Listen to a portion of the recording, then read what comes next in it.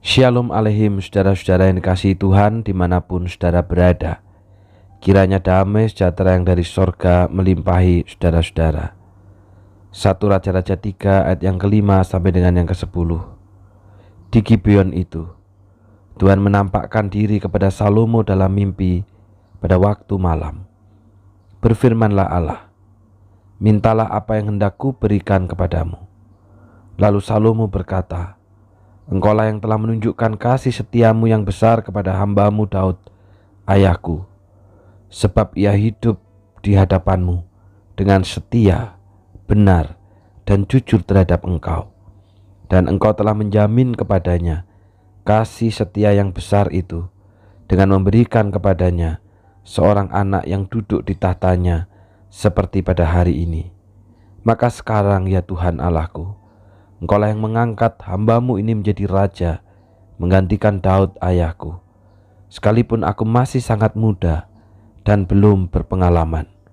Demikianlah, hambamu ini berada di tengah-tengah umatmu yang kau pilih, suatu umat yang besar, yang tidak terhitung dan tidak terkira banyaknya. Maka berikanlah kepada hambamu ini hati yang faham menimbang perkara, untuk menghakimi umatmu, dengan dapat membedakan antara yang baik dan yang jahat. Sebab siapakah yang sanggup menghakimi umatmu yang sangat besar ini? Lalu adalah baik di mata Tuhan bahwa Salomo meminta hal yang demikian. Saudara, mari kita renungkan sebentar. Dalam hidup kita, apa yang paling banyak kita minta kepada Allah? Dalam doa-doa kita, apa yang paling banyak kita minta kepada Allah? Coba kita pikirkan dan renungkan. Kebanyakan saudara, yang kita minta adalah kesehatan. Anak-anak pekerjaannya lancar. Anak-anak keluarganya berhasil. Anak-anak studinya baik. Kebanyakan itu yang kita minta, saudara. Tapi tidak pernah kita meminta supaya kita diberikan hati yang takut akan Tuhan. Anak-anak hati yang setia kepadanya. Hati yang taat kepadanya. Jarang kita meminta seperti itu. Dan andaikan Tuhan hari ini memberi kesempatan kepada kita untuk meminta sesuatu, apa yang kita minta? Saya yakin permintaan kita pun tidak jauh dari kesehatan, dari kebaikan, dari berkat, dan semua yang bersifat jasmani. Saudara, Salomo baru diangkat menjadi seorang raja. Dan diperkirakan pada saat itu seorang teolog berkata, kurang lebih Salomo berusia 30 tahun.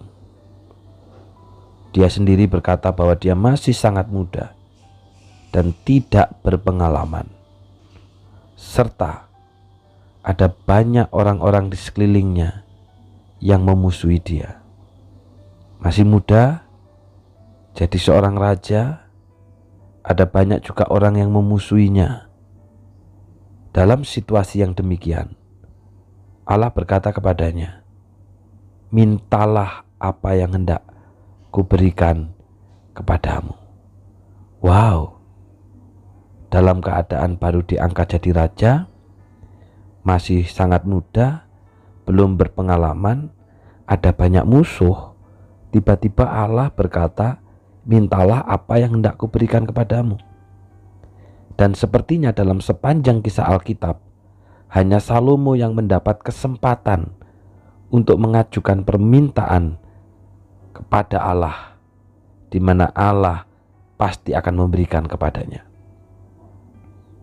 Secara logika atau hitung-hitungan manusia, saudara, karena baru diangkat menjadi raja, pasti Salomo akan minta apa? Umur panjang. Minta apa lagi? Kekayaan. Minta apa lagi? nyawa musuh-musuhnya. Karena ada banyak musuh di sekelilingnya. Tujuannya apa? Supaya pemerintahnya kokoh, supaya hidupnya damai sejahtera. Tetapi sangat mengejutkan, saudara, karena tidak ada satupun dari ketiganya yang diminta oleh Salomo. Dalam ayat yang ke-9 dikatakan begini, maka berikanlah kepada hambamu ini hati yang faham menimbang perkara, untuk menghakimi umatmu dengan dapat membedakan antara yang baik dan yang jahat. Perhatikan, saudara, Salomo meminta hati yang faham menimbang perkara. Yang diminta soal hati, yang diminta bukan soal yang lahir, yang diminta bukan soal jasmani, tapi soal rohani, soal dalam, soal hati, saudara. Mengapa yang diminta Salomo adalah permintaan yang tidak umum, permintaan yang rohani, permintaan soal hati? Apabila kerajaannya kokoh, tentu tidak diperlukan hati yang paham menimbang perkara. Kan logikanya begitu, saudara. Tapi mengapa yang diminta adalah hati yang paham menimbang perkara? Dalam ayat yang ke-7 dikatakan begini, maka sekarang ya Tuhan Allahku, Engkaulah yang mengangkat hambamu ini menjadi raja menggantikan Daud untuk memerintah umatmu. Saudara, ini yang menjadi alasan mengapa Salomo meminta hati yang paham menimbang perkara. Karena Salomo percaya, Salomo yakin, Salomo meyakini bahwa apabila Salomo menjadi raja, itu bukan karena dirinya, bukan karena Daud yang memilih, tetapi karena Allah yang memilih dan mengangkatnya. Bukan karena manusia, bukan karena siapapun juga. Karena itu, saudara, yang Salomo minta adalah permintaan bukan untuk dirinya sendiri, tetapi hati yang faham menimbang perkara supaya dapat memerintah umat Allah dengan adil. Karena yang dipimpin adalah umatnya Allah, yang mengangkat dia menjadi pemimpin juga Allah, makanya yang dimintanya adalah hati yang faham menimbang perkara. Saudara, dalam konteks kita hari ini, mari dalam doa kita bukan hanya minta kesehatan, kebaikan, minta berkat. Tidak salah, saudara, minta itu tidak salah. Tetapi juga mari kita meminta bukan hanya yang materi, itu separuh, tapi juga kita minta yang rohani. Hati yang bijaksana, hati yang takut akan Tuhan, hati yang tidak mencintai kejahatan, hati yang setia dengan perjanjian, hati yang dipenuhi dengan sukacita dan semangat. Mari yang kita minta juga hal rohani. Jadi hidup kita itu adalah hidup yang utuh. Bukan hanya minta kesehatan, bukan hanya minta berkat, bukan hanya minta materi, bukan hanya minta perlindungan, tidak. Tapi permintaan rohani, hati yang bijaksana, hati yang takut Tuhan. Makin lama menjadi orang Kristen, kita makin memiliki hati yang tidak mencintai kebenaran, tapi hati yang mencintai kebenaran, hati yang mencintai firman Tuhan. Mari itu yang kita minta, saudara, sehingga hidup kita adalah hidup yang utuh. Dan menariknya dalam bagian ini, ketika Salomo meminta hati yang paham menimbang perkara, justru Tuhan kasih bonus. Apa itu? Kekayaan, kesejahteraan, kekokohan daripada kerajaannya.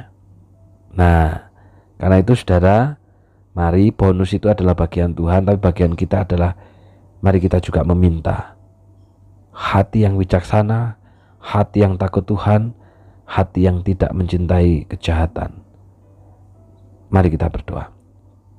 Bapa yang di surga, ampuni setiap kami, Tuhan, jikalau selama ini di dalam doa dan permintaan kami hanya meminta permintaan jasmani, kami hanya meminta permintaan yang duniawi.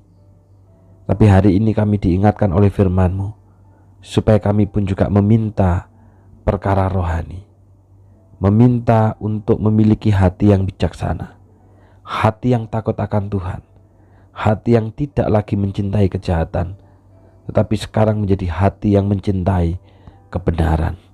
Tolonglah kami Bapa, supaya di dalam doa-doa kami mendoakan anak kami mendoakan suami kami mendoakan istri, tetapi mendoakan hal yang rohani, mendoakan permintaan rohani, hati yang setia, hati yang takut Tuhan, hati yang terus berpaut kepada Tuhan.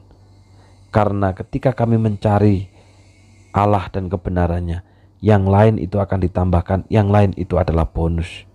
Tapi pertama-tama yang kami minta adalah hati yang takut akan Engkau. Berdoa Tuhan untuk rapat panitia pembangunan yang akan diadakan hari ini, untuk memfikskan anggaran belanja atau berapa biaya yang dibutuhkan untuk renovasi gereja. Berikan hikmat bagi kami supaya kami dapat memikirkan secara serius dan dalam, karena Tuhan telah mempercayakan. Dan berapapun nanti hasil, biarlah bersama-sama kami berjuang dan mendoakan, karena Engkaulah yang mempercayakan, Engkaulah pula yang akan membangun rumah Tuhan ini. Di dalam nama Tuhan Yesus kami sudah berdoa. Amin. Tuhan memberkati.